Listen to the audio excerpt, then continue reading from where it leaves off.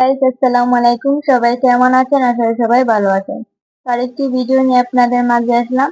তো এদিকে আম্মু যাবতীয় সব মশলা পেঁয়াজ রসুন এগুলো দিয়ে একটা পাতিলে বসাই দিছে। তো এখন এগুলোতে দিয়ে দিলেন মানে চালের গুঁড়ি, তারপর আটা। তো এগুলো দেওয়ার পর কিছু সময় নাড়াচাড়া করে এখন আম্মু এগুলোকে ডেকে রেখে দিলেন। তো ঢাকা রেখে দেওয়ার পর দেখেন আমাদের কাইটা হয়ে এসেছে। এখন এগুলোকে আম্মু নামিয়ে নিলেন।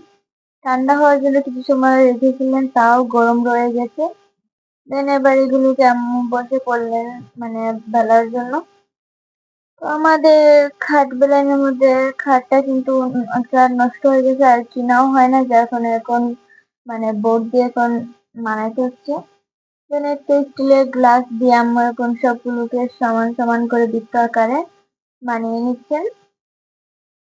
তো একের পরে এইভাবে খাই দিয়ে আটা দিয়ে বানিয়ে দিলেন মানে নুন বড়ার আকৃতি গুলো।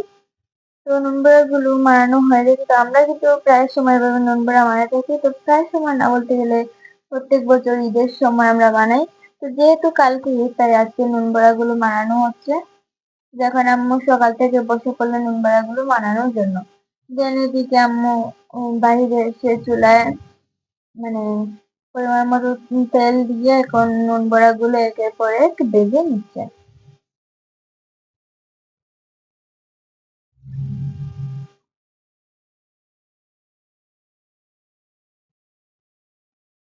এদিকে আমাদের সবগুলো নুন বড়া ভাজা হয়ে গেছে, দেখতেই পাচ্ছেন। এদিকে আমরা মানে রান্না করব গরুর যে হাত আছে হাতগুলো। তো গরুর হাতগুলো কিন্তু আম্মু আগেই মানে ধুয়ে ভালো করে সিদ্ধ করে ফ্রিজে রেখে দিয়েছিলেন, জাস্ট আজকে বের করে ওগুলোকে রান্না করবেন। দেন এদিকে আম্মু একটা চুলা এগুলোতে অল্প পরিমাণে হলুদ আর লবণ দিয়ে এগুলোকে ভালো করে মচমচে ভেজে নিলেন। তো ভাজা হয়ে গেলে এবার এগুলোকে আম্মু নামিয়ে নিলেন চুলা থেকে। তো দেন আমাদের আখগুলো ভাজা হয়ে গেছে। তো এবার আবার কড়াই বসিয়ে দিলেন। তো কড়াইটা বসানোর পর এবার দিয়ে দিলেন পরিমাণ মতো সয়াবিন তেল। তো তেলটা দেওয়ার পর এখন দিয়ে দিলেন লং, গোলমরিচ, তেজপাতা, দারচিনি, এলাচ। তো এগুলো দেওয়ার পর দিয়ে দিলেন পেঁয়াজ কুচি। এগুলো দেওয়ার পর কিছু সময় নাড়াচাড়া করে নিলেন। তো এবার দিয়ে দিলেন রসুন বাটা, তারপর আদা বাটা। তো এগুলো দেওয়ার পর আরো কিছু সময় আম্মু সবকিছু ছেড়ে নেড়ে নিলেন। তো এবার দিয়ে দিলেন মশলা। তো এবার মশলায় আছে হলুদ, লবণ, তারপরে গুঁড়া মরিচ, তারপরে মানে ধনিয়ার গুঁড়া আর পাঁচফোড়ন। তো এগুলো একসাথে দেওয়ার পর এখন অল্প পরিমাণে পানি দিয়ে মানে মশলাগুলোকে একসাথে মিক্স করার, দ্বিতীয়ত মশলাগুলোকে কষানোর জন্য। তো মশলাগুলো কষানো হয়ে গেছে, এবার আম্মু আতগুলো দিয়ে দিলেন। তো আতগুলো দেওয়ার পর আরো কিছু সময় আম্মু এগুলোকে নাড়াচাড়া করে একসাথে নিয়ে দিলেন। দেন এবার উপর থেকে কয়েকটা মানে রসুন দিয়ে দিলেন, ছোট ছোট আস্ত রসুন। তো রসুন গুলো দিলে কিন্তু খাবারটা অনেক মজা লাগে। তো এই মানে গরুর হাতের রেসিপিটা কিন্তু আপনারা বাসায় ট্রাই করবেন, অনেক মজা।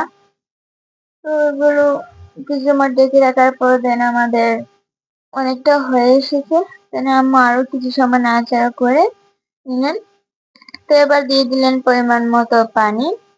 তো পানি দেওয়ার পর মানে আমরা এটা যতটুকু পানির প্রয়োজন ততটুকু পানি দিয়ে দিলেন।